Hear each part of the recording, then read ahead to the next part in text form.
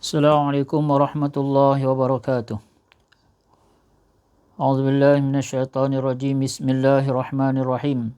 Alhamdulillah nahmaduhu wa nasta'inuhu wa nastaghfiruh wa nu'minu bihi wa natawakkalu alayhi wa na'udzu billahi min shururi anfusina wa min sayyiati a'malina.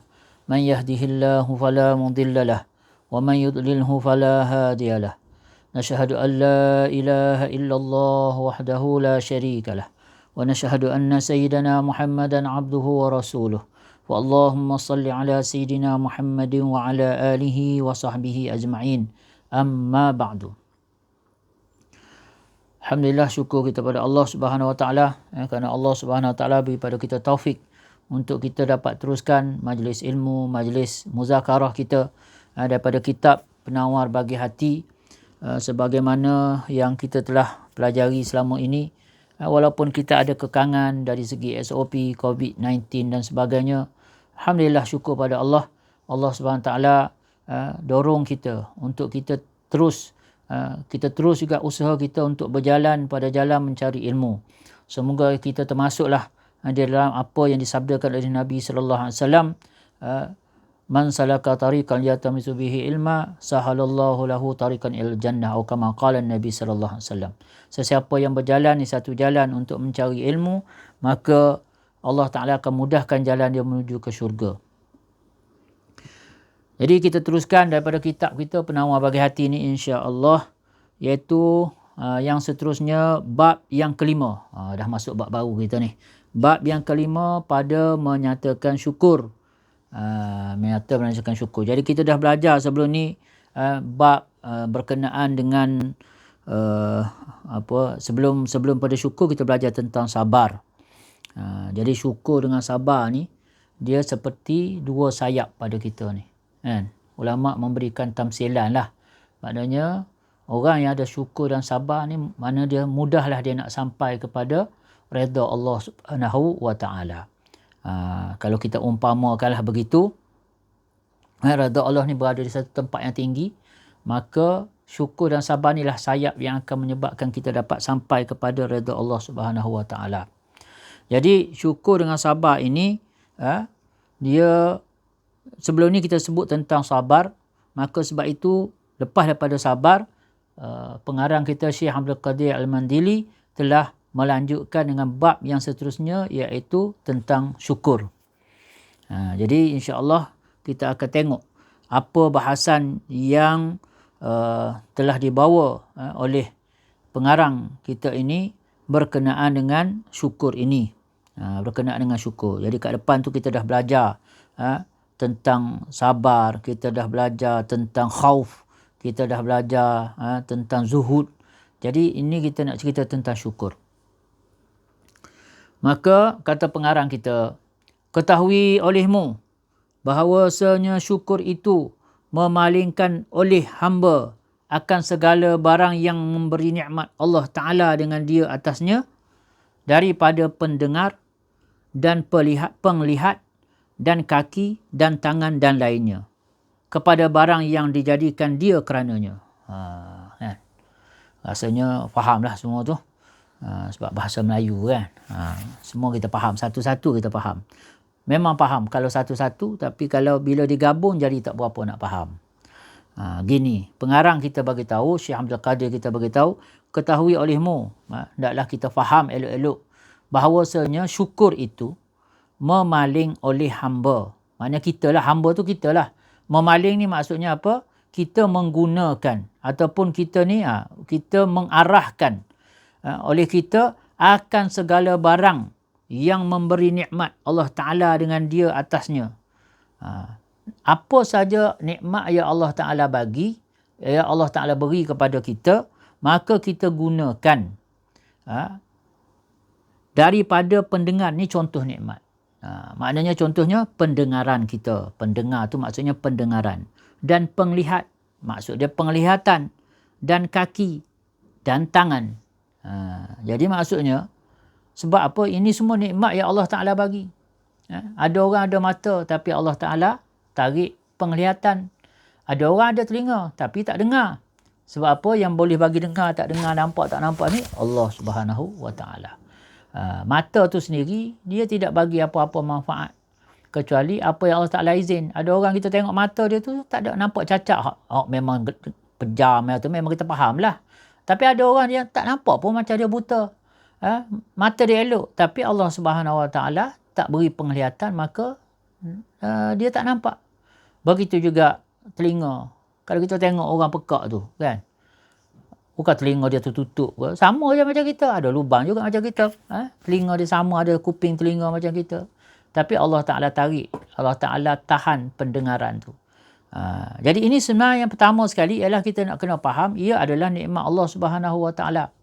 Ini semua adalah nikmat daripada Allah Subhanahu Wa Ta'ala. Allah lah Tuan sebenar pada nikmat-nikmat ini yang Allah Ta'ala beri pada hamba-hamba dia. Dan kaki. Tengok kaki. Ada orang ada kaki tapi tak boleh nak ambil manfaat daripada kaki dia. Duduk atas kursi roda. Orang duduk atas kursi roda tu bukan semua yang kudung. Ada yang nampak ada kaki. Begitu juga tangan. Jadi kata pengarang kita, maksud syukur ini ialah bila seorang hamba itu dengan segala nikmat yang dia ada ini, dia gunakan, memalingkan. Tu maksud dia menggunakan semua tadinya. Dan lain-lain lagi lah, dia bagi contoh 4 perkara kat sini. Pendengaran, penglihatan, kaki, tangan. Kepada barang yang dijadikan dia kerananya. Jadi, dia gunakan semua ini sesuai dengan maksud dijadikan, tujuan untuk digunakan oleh Allah Subhanahu Wa Taala. Tu orang bersyukur. Apa dia contoh? Seperti. Seperti itu maksud dia bawa contoh. Seperti apa? Memalingkan ia akan pendengarnya kepada mendengar Quran dan hadis dan ilmu yang memberi manfaat. Jadi tujuan Allah Ta'ala jadikan telinga ni untuk dengar. Allah Ta'ala jadikan pendengaran ini supaya yang paling kita perlu gunakan ialah untuk kita dengar Quran. Quran itu firman Allah Subhanahu Wa Ta'ala. Kita nak dengar hadis. Dan kita nak dengar ilmu-ilmu yang bermanfaat. Macam yang kita duk dengar hari ni lah. Sekarang ni, ini ilmu yang bermanfaat daripada apa yang dikarang oleh Syekh Abdul Qadir Al-Mandili daripada kitab dia Penawar Bagi Hati. Jadi tuan-tuan, puan-puan, saudara-saudari, sidang jemaah Surah An-Nur Bandar Puteri Kelang ni. Jadi di sini Allah Ta'ala, telinga pendengaran ini sangat perlu untuk kita gunakan pada apa yang disukai oleh yang memberikan nikmat tadi. Allah Ta'ala bagi kita pendengaran, contoh, ialah untuk kita dengar perkara-perkara yang dia suka kita dengar. Tapi sifat telinga ni memang dia tak boleh tutup. Dia akan dengar, semua benda dia akan masuk. Kan? Tidak macam mata boleh pejam lagi. Kalau telinga, kena tutup dengan jari. Kalau kita tidak, dia memang akan sentiasa terbuka. Jadi perkara yang antara contoh yang besar kita nak guna pendengaran kita ialah Quran. Kita nak dengar baca Quran. Sama ada suara yang kita dengar tu suara kita sendiri ataupun kita nak dengar daripada bacaan orang lain.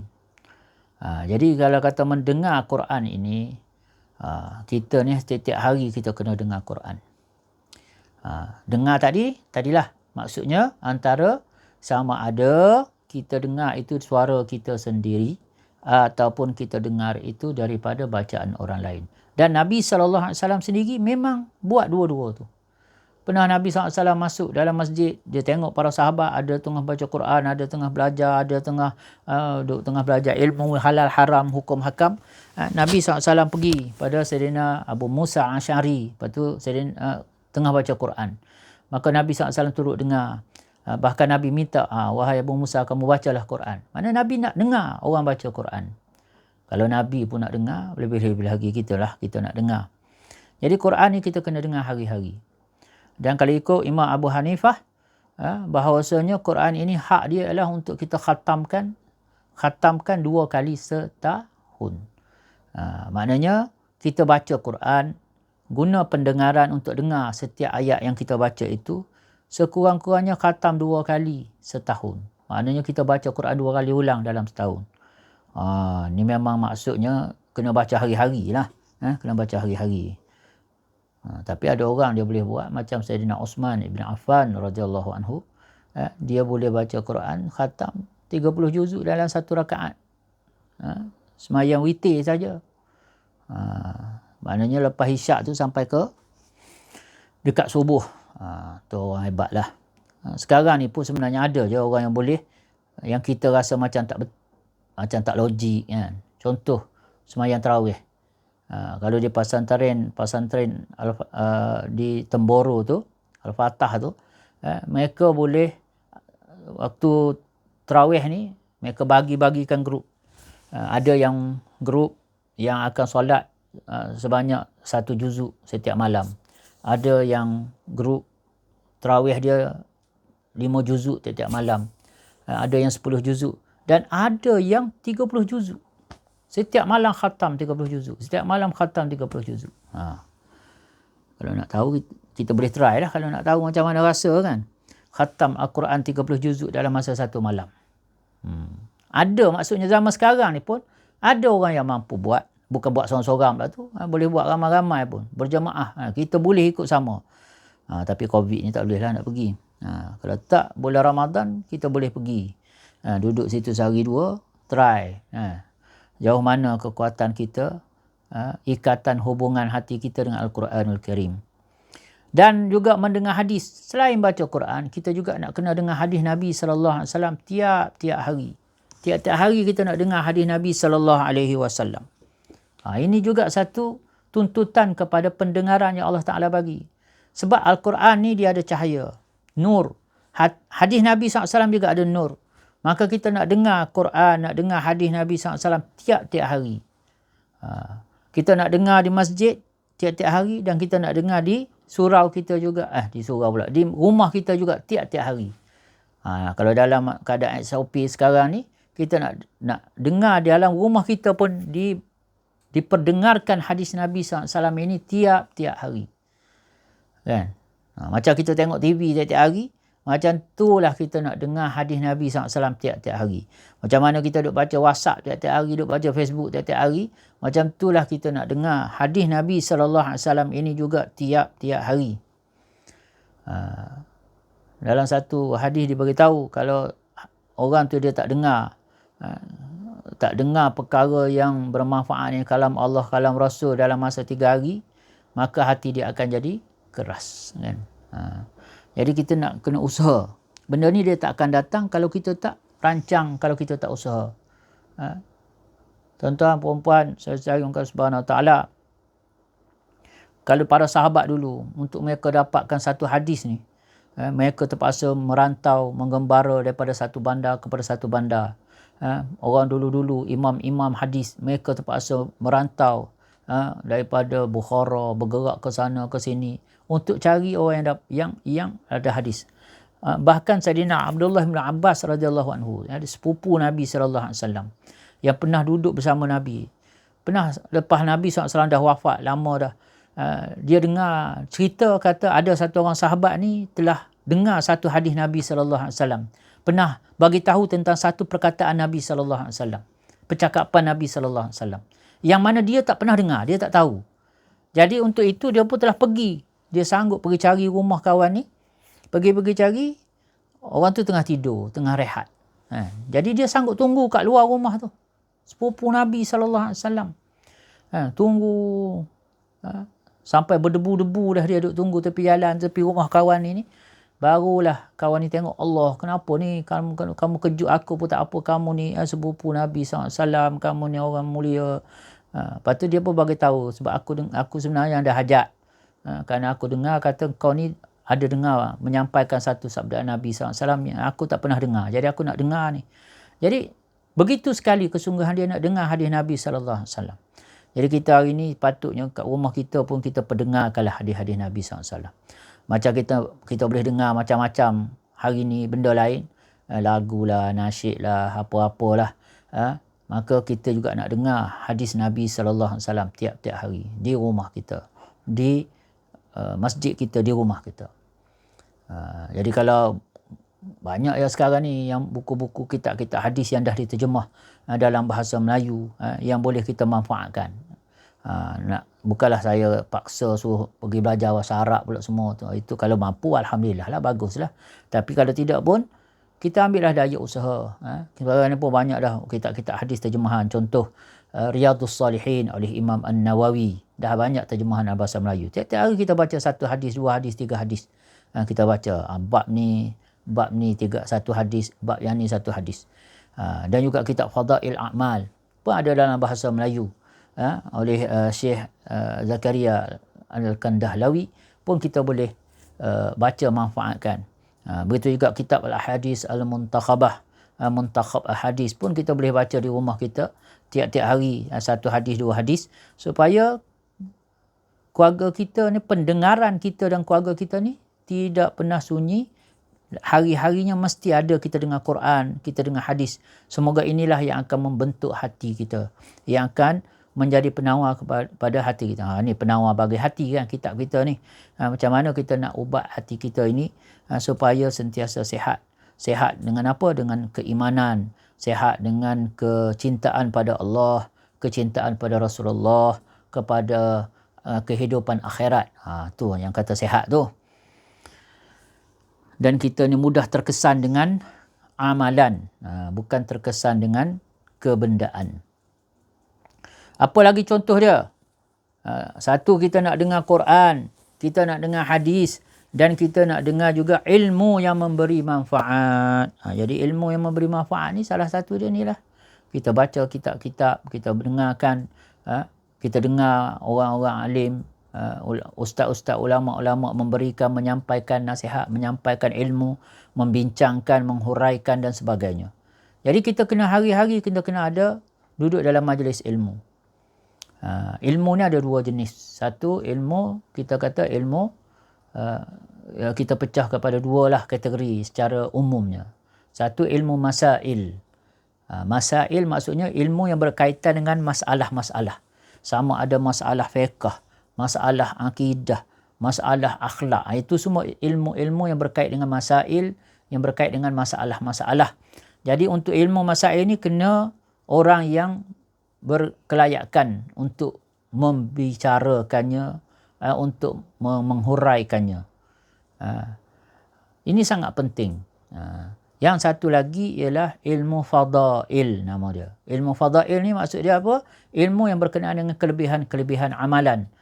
Tentang dorongan-dorongan targhib yang diberikan oleh Rasulullah SAW terhadap satu-satu amalan, ataupun juga peringatan, amaran-amaran ataupun tarhib yang diberikan oleh Rasulullah SAW terhadap sesuatu perkara. Ini pun adalah metodologi Rasulullah SAW membentuk para sahabat, mendidik, mentarbiah para sahabat Nabi SAW. Sebab tu kalau tentang hadis tentang kelebihan ini, kita akan dapati ada puluh-puluh ribu, ratus ribu hadis tentang kelebihan-kelebihan. Sedangkan hadis tentang hukum hakam ini, ia terhad. Terhad. Jadi dua-dua ni penting. Dia umpama seperti kita sebuah basikal. Sekarang ni orang zaman duk kayuh basikal ni kan. Tak tahu pagi, tak tahu petang, tak tahu malam, duk kayuh lah basikal. Sekarang tak boleh lah kot di tempat-tempat hak mana ada PKPB ni kan. Terhentilah sekejap 2 minggu ni. Iaitu roda depan dan roda belakang. Kan? Apa dia punya rantai dia tu akan bersambung dengan roda belakang. Roda belakang ini yang mendorong. Baru bergerak basikal tu. Tetapi kalau bergerak saja, roda depan tak betul, dia tak akan dapat bergerak yang betul. Jadi dua-dua roda ni penting. Satu roda belakang yang menjadi pendorong, dan roda depan yang akan jadi pemandu, yang akan menentukan nak hala ke mana, nak tuju ke mana. Jadi barulah betul. Barulah sampai tujuan dia. Macam itulah juga ilmu masail ini ialah roda depan. Dialah yang akan memandu untuk kita buat sesuatu perkara itu dengan betul. Manakala fadail ini pula, dia akan jadi roda belakang. Dia akan menjadi pendorong. Sebab fadail ini dia ada kaitan yang sangat rapat dengan keimanan. Lagi banyak kita dengar tentang fadail, maka hati kita akan lebih dekat dengan akhirat, akan lebih sensitif dengan nilai-nilai amalan di sisi Allah Subhanahu Wa Taala. Memanglah buat ni dapat pahala banyak ni. Pahala tu apa maksud pahala? Pahala ni ialah menggambarkan redha Allah Taala. Tu maksud pahala. Kan? Macam kalau orang kata, awak ada duit? Ada. Banyak ke sikit? Banyak. Banyak tu macam mana? Macam mana kita nak tahu duit tu banyak tak banyak? Kita kena tengok nilai dia. Kalau dia kata, oh saya ada duit. Duit saya RM30. Yang ni saya ada duit RM300. Mana kita tahulah, kita faham. Oh, okeylah RM30 pun banyak. Tapi nak banding dengan 300, banyak lagi 300. Macam tu juga amalan pahala ni sebenarnya dia nak menggambarkan redha Allah. Mana yang lebih Allah Ta'ala redha? Antara dua perkara ni, mana Allah Ta'ala lebih suka? Redha ni maksudnya Allah Ta'ala suka. Ya? Okey, sekarang ni antara kita nak tahu. Katalah kalau dalam hadis Nabi SAW beritahu, sembahyang seorang dapat 1 pahala. Sembahyang berjemaah dapat 27. Apa makna dia? Maksudnya kita tahu sekarang ni, baru kita tahu. Oh, maksudnya Allah lebih redha, Allah lebih suka kalau kita dapat solat berjemaah. Barulah kita terdorong untuk bersolat berjemaah. Macam tu. Sebab tu fadail ni pun penting. Dan Nabi SAW sentiasa bawa perhatian para sahabat Nabi SAW, tawajuh mereka kepada tentang kelebihan amalan, tentang kepentingan amalan, hubungan dia dengan kehidupan, dengan akhirat dan sebagainya. Kan? Jadi ilmu ni penting. Contoh, bagaimana yang kata fadail itu mendorong jadi roda belakang, dan masail itu memandu. Dia yang akan memandu supaya benda tu betul, hala tuju tu betul. Roda belakang dia akan menyebabkan basikal tadi bergerak. Tetapi yang menentukan tak masuk longkang ke sampai ke tak sampai ialah di bahagian pemandu tadi. Roda depan tadi. Dia ada handle dia tu kan. Jadi contoh dia ginilah. Contoh. Katalah bab masalah ambil air semayang. Kalau kita belajar masail, hukum hakam dia, macam mana rukun ambil air semayang? Rukun wuduk ada berapa? Ada 6 kan. Kita pun belajarlah. Ada 6 rukun wuduk ni. Kita kena ada niat, kita kena basuh muka, basuh tangan, sapu kepala, basuh kaki. Dan tertib 6 semua. Kita belajar yang tu, tak adalah iman kita tu rasa nak pergi ambil air semayang tu. Bila dengar kata macam tu, rasa nak ambil wuduk. Tak. Tetapi bila kita dengar fadail, hadis Nabi SAW beritahu, bila kamu ambil wuduk ni, maka dialah yang akan menjadi, kesan dia ni lah akan menjadi cahaya di akhirat nanti. Aku akan kenal umat aku di mahsyar nanti melalui cahaya wuduk mereka. Kita pada rasa Allah. Rasa ini dia ada kaitan dengan keimanan kita. Bila Nabi SAW beritahu, bila seorang tu ambil wuduk, maka akan mengalir bersama air wuduk dia yang jatuh itu, yang menitis itu, segala dosa-dosa dia. Walaupun daripada celah-celah kuku sekalipun. Begitu sekali. Barulah kita pun rasa nak ambil wuduk. Rasa rajin nak ambil wuduk, tak berat nak ambil wuduk, dan kita akan wuduk dengan sungguh-sungguh. Sebab ia pun ibadah. Kita kena buat sungguh-sungguh ibadah ni. Nampak tak? Apa beza masail, apa beza fadail? Dia ada kaitan. Jadi bila kita dah semangat nak ambil, kalau semangat saja tapi cara tak betul, tak guna juga. Dah rajin dah ambil wuduk, sikit-sikit ambil wuduk, tapi tak betul pula dah kan. Macam saya selalu sebut je lah, ambil wuduk takra ya kan. Basuh kaki dah tak kena, buku lali tak kena, habis. Jadi perkara ni kita nak kena dua-dua tu penting untuk kita belajar. Begitulah dalam amalan-amalan yang lain. Katalah kita dengar, tahajud ni macam ni. Kita pun nak bangunlah tahajud. Semayang duha ni. Tapi kita tak betulkan rukun solat. Tak guna juga. Tapi kalau kita tahulah, rukun solat ni ada 13. Kalau nak duha 2 rakaat, buat 2-2. Kalau nak semayang zuhur ni kena 4. Tapi kita tak ada dorongan dalam hati kita ni untuk taat, untuk kita laksanakan. Tidak ada dorongan. Fadail itu kurang, maka menyebabkan kita tidak ada kekuatan. Jadi ini dua-dua penting. Jadi telinga kita ni, kita nak dengar Quran tiap-tiap hari, hadis Nabi SAW tiap-tiap hari, ilmu tiap-tiap hari. Maknanya kita nak kena duduk dalam majlis-majlis ilmu, majlis-majlis ta'lim. Sebab tu dia kata ilmu yang memberi manfaat. Ada juga ilmu yang tak ada manfaat. Kan? Macam-macam ilmu sekarang ni. Bahkan ilmu yang menyesatkan pun ada. Macam ilmu sihir. Nampak seronok. Tapi menyesatkan. Atau ilmu ilmu cara, kita kata apa, cara main game, tidak ada manfaat lah maksudnya. Jadi yang dikatakan kita itu bersyukur ialah bila kita gunakan pendengaran kita ini kepada perkara yang Allah Ta'ala suka, pendengaran kita itu digunakan ataupun yang Allah Ta'ala suka kita dengar, iaitulah Quran, hadis, ilmu. Kita kena hari-hari kita nak dengar 3 perkara ni. Kata-kata ulama' tu dia cahaya. Hadis Nabi SAW ada cahaya. Al-Quranul Karim ada cahaya. Bila cahaya itu sentiasa menyuluh hati, barulah hati kita ni akan terang, hati kita ni jelas. Bila hati kita ni ada cahaya, baru dia nampak yang mana betul, yang mana salah, yang mana hak, yang mana batil, yang mana Allah Ta'ala suka, yang mana Allah Ta'ala tak suka, yang mana yang Rasulullah SAW suruh, yang mana Rasulullah SAW tak halang, larang. Jadi hati ini sangat perlu kepada perkara-perkara begini. Jadi kalau satu orang tu dia berjaya menggunakan, memalingkan oleh hamba, maksudnya dia menggunakan nikmat yang Allah Ta'ala bagi, ini sebagai contoh pendengaran tadi, kepada perkara yang Allah Ta'ala suka kita dengar, maka itulah yang dikatakan sebagai syukur. Ini ingat ni, kita masih dalam definisi syukur. Dan seperti memalingkan ia, seterusnya lah. Seterusnya ni, dia bagi contoh lagi.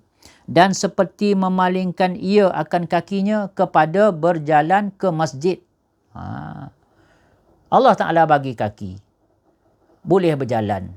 Jadi di sini, dia akan gunakan kaki dia ini kepada perkara yang Allah Ta'ala suka kita gunakan. Jadi contoh paling mudah, pergi ke masjid. Sekarang ni kita tak dapat lah nak pergi masjid kan. Orang tertentu saja dapat pergi masjid. Tapi kami Alhamdulillah di wilayah Persekutuan ni, Tuanku Agung telah perkenan supaya membuka setiap waktu tu untuk solat biasa 20 orang maksimum dan solat Jumaat 50 orang. At least ada lah peluang untuk pergi kan. Kena berebut lah, first come first serve. Jadi berjalan ke masjid.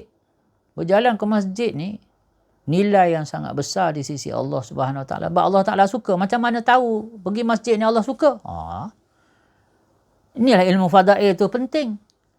Cuba bayang, kita pergi masjid ni, Nabi SAW bagi tahu setiap langkah kan?